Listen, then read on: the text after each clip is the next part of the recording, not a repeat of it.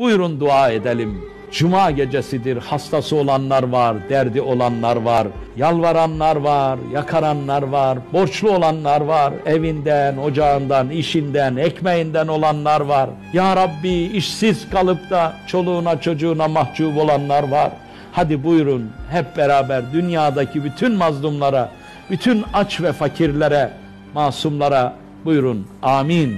Allah'ım sana açtık ellerimizi ya Rabbi. Cuma gecesidir. Bu mübarek gecede hiçbir Müslümanı dergahından boş döndürme ya Rabbi. Allah'ım ibadetlerimiz, dualarımız sanadır. Bizi senden başkasına kul, köle etme ya Rabbi. Allah'ım bizim zararımız bize olsa da, kendi zararımız kendimize olsa da bizi bir Müslümana zarar verenlerden etme ya Rabbi. Milletine zarar verenlerden etme ya Rabbi. Devletine, vatanına hainlik edenlerden, zarar verenlerden, kötülüğü dokunanlardan etme ya Rabbi. Allah'ım çoluğumuza, çocuğumuza, ailemize iman selameti ver ya Rabbi.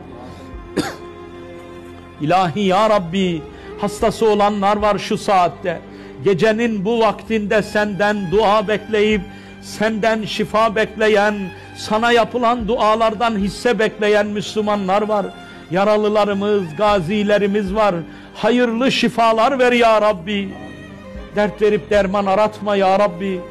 Taşıyamayacağımız acılarla bizi imtihan etme ya Rabbi.